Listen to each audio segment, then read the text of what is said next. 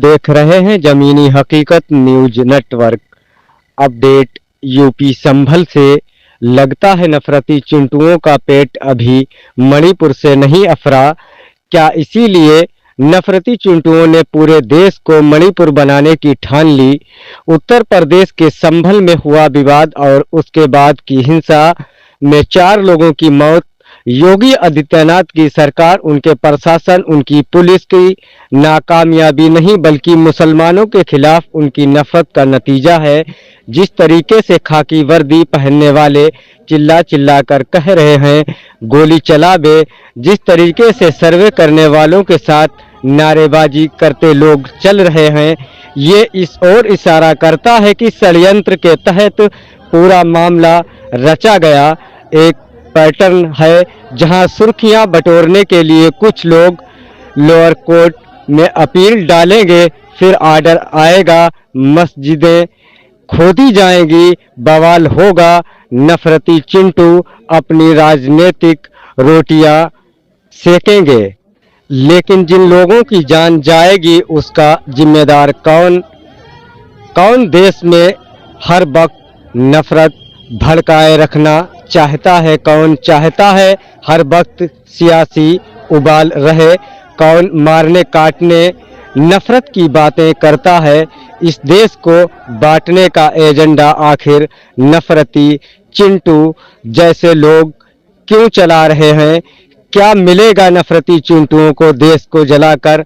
आशा है supreme court इस मामले और ऐसी बाकी मामलों पर भी स्वतः संज्ञान लेकर कुछ ठोस कदम उठाएगा। शांति और सौहार्द के बिना जीना मुश्किल है। समाज बिना शांति के पनप नहीं सकता।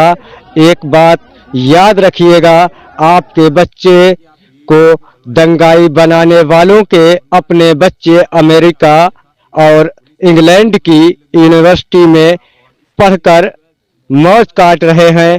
फैसला आप कीजिए, क्योंकि आज चलने वाली गोली में अगर 17 साल के नईम की मौत हुई है तो कल दंगे में वो गोली किसी 17 साल के नवीन पर भी चल सकती है। सोचनीय विषय है, हम सबको नफरत की आग में झुलसा कर क्या बना रहे हैं नफरती चिंटू। हिंदू धर्म और मस्जिद बचाने की जिम्मेदारी गरीब हिंदू और पसमानदा मुसलमानों के कांधे पर ही क्यों? नेता व्यापार करते हैं और नेताओं के बच्चे अमेरिका इंग्लैंड में पढ़ते हैं। क्या हिंदू धर्म और मस्जिद बचाने की जिम्मेदारी नेताओं के बच्चों पर लागू नहीं है? नेताओं के बच्चे क्यों नहीं गौरक्षक कार सेवक बनकर धर्म बचाने के लिए आगे आते हैं? मंदिर मस्जिद के नाम पर आखिर कब तक केवल चंदन गुप्ता, गोपाल मिश्रा, बिलाल नईम ही बलि का बकरा बनते रहेंगे? युवाओं से अपील है, सांप्रदायिक विवाद से दूर रहें, अपने पढ़ाई लिखाई और व्यापार पर ध्यान रखें। चाकू जैसा ये हथियार संभल हिंसा में घटनास्थल से रिकवर हुआ है। अवैध हथियारों के खाली बुलेट भी मिले हैं। पोस्टमार्टम रिपोर्ट में अवैध हथियारों की गोली लगने से 4 मौतें होने की पुष्टि पुलिस ने की है। ताजा तरीन अपडेट पाने के लिए बने रहिएगा जमीनी हकीकत न्यूज नेटवर्क के साथ। आप देख रहे हैं स्टेट हेड यूपी MH रजा वाहिदी की रिपोर्ट। तुम्हें भी टीवी पे चलना है।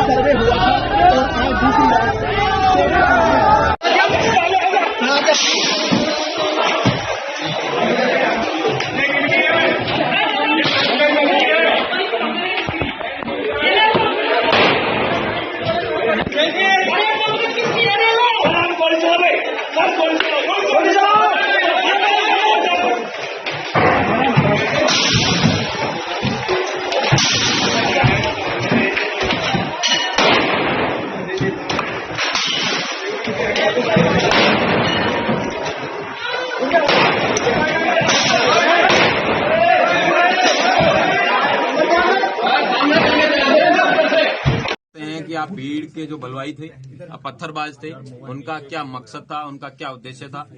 पुलिस वालों के पांव में गोली लगी है और इस तरीके की ये जो है जो उनका जो उद्देश्य था, लेकिन हमारी पुलिस ने और प्रशासन ने साथ में जिस तरीके से खाकी वर्दी पहनने वाले चिल्ला चिल्ला कर कह रहे हैं गोली चला बे, जिस तरीके से सर्वे करने वालों के साथ नारेबाजी करते हुए एक भीड़ चल रही है, ये सारी बातें इस ओर इशारा करती हैं कि षड्यंत्र के तहत पूरा मामला रचा गया है। एक पैटर्न है और ये एक सेट पैटर्न है, जहां सुर्खियां बटोरने के लिए, टीवी पर आने के लिए कुछ लोग लोअर कोर्ट में अपील डालेंगे, फिर ऑर्डर आ जाएगा, मस्जिदें खोदी जाएंगी, बवाल होगा। संभल में मंदिर के नाम पर जो हुआ, जिस तरीके से हुआ, वो दुर्भाग्यपूर्ण है। कोर्ट ने बिना दूसरे पक्ष को सुने याचिका को मंजूर कर लिया, सर्वे का आदेश भी दे दिया, 2 घंटे में सर्वे शुरू भी हो गया और रिपोर्ट भी बन गई। इतनी जल्दबाजी की क्या जरूरत थी? इससे अविश्वास पैदा होता है। अगर किसी को दावा करना भी है तो प्रॉपर तरीके से करे, कोर्ट पे दोनों पक्षों की सुनवाई हो, लेकिन ऐसा हुआ नहीं। जब राम मंदिर पर सुप्रीम कोर्ट का फैसला आया था तो लगा था अब ऐसे और विवाद खड़े नहीं होंगे, लेकिन कुछ लोग हैं कि मानते नहीं। इसीलिए मैंने आपको मोहन भागवत का वो पुराना बयान सुनवाया जिसमें वो कह रहे हैं कि हर मस्जिद के नीचे शिवलिंग खोजना ठीक नहीं है। मोहन भागवत की बात बिल्कुल सही है। हर मस्जिद को मंदिर कहना, हर जगह विवाद खड़ा करना समाज के लिए अच्छा नहीं है। हुई है कि फायरिंग के ऑर्डर हुए हैं, लोग हट जाए, इस तरह की कोई अपील की गई थी? हाँ, मैंने की थी। वो ये था कि मैं मौके पर उस टाइम गया था, मुझसे डीएम साहब ने कहा था, एसपी साहब ने कहा था कि आप मौके पर जाएं और भीड़ को आप सेटिस्फाई करें। मैं गया था, तब मेरे सामने डीआईजी महोदय, एसपी और डीएम आपस में ये डिस्कशन कर रहे थे कि तुरंत गोली चलाने का ऑर्डर लिया जाए। कौन कर रहे थे? एसपी साहब थे, डीएम साहब थे और डीआईजी साहब थे। मैं उस टाइम वहां मौजूद था। तब मैंने ये सोचा कि अब गोली चलने ही वाली है। मैंने पब्लिक से अपील की, बहुत ज्यादा अपील की, वहां पहुंचकर भी अपील की, लेकिन 75% लोग वापस चले गए। कुछ लोग यही सोचते रहे कि खुदाई अभी भी जारी है। ये खुदाई क्यों हो रही है? तो मैंने फौरन ही अनाउंस किया कि गोली चलने के आदेश मिल चुके हैं पुलिस प्रशासन को, लिहाजा मेरी गुजारिश है, अल्लाह के वास्ते, खुदा के वास्ते, सारे लोग हट जाएं, चले जाएं, अपने अपने घरों को चले जाएं, शांति बनाए रखें। उसके बावजूद भी कुछ लोग वहां ये जानने के लिए रहे कि क्या वाकई में जामा मस्जिद की खुदाई हो रही, और किसी लिए नहीं, इसलिए। लेकिन खुदाई की अफवाह किसने फैलाई? जी, खुदाई की अफवाह किसने फैलाई? खुदाई की अफवाह इसलिए फैली कि वो पानी जब चारों तरफ चला तो पब्लिक में ये अफवाह हो गई, ये भ्रम हो गया, ये हो गया कि खुदाई चल रही है इसलिए ये पानी आ रहा, क्योंकि वो पानी आने का कोई टाइम था नहीं। अंदर से लगातार अनाउंसमेंट भी हो रही है और उसके बाद भी अफवाह फैल रही है, तो ये तो कहीं ना कहीं आप लोगों की कमियां रही ना? नहीं, हमारी क्या कमी रही? हम तो बराबर अनाउंस कर रहे हैं। पानी की जो कमी है, सबसे बड़ा जो अफवाह फैली है वो पानी को देख के फैली है कि ये पानी क्यों आ रहा है। इसका मतलब ये है कि अंदर खुदाई हो रही है, जबकि हम बराबर अनाउंस कर रहे थे वहाँ खुदाई नहीं हो रही थी, लेकिन पब्लिक के जहन में यही बात हुई कि शायद खुदाई हो रही है, और ये क्यों हो रही है। जैसे पुलिस का तो ये मानना है कि गोली जो है पुलिस ने नहीं, पब्लिक में ही चली है। ये कहना बिल्कुल गलत है पुलिस का, ये कहना बिल्कुल गलत है।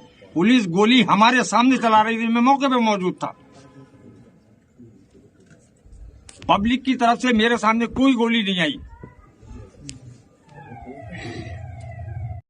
रोल के बारे में देना चाहिए। गेट बना आपकी प्रेस कॉन्फ्रेंस थी थोड़ी देर पहले। हाँ, हुई थी। क्या कहना चाहते थे सर? कुछ कहेंगे?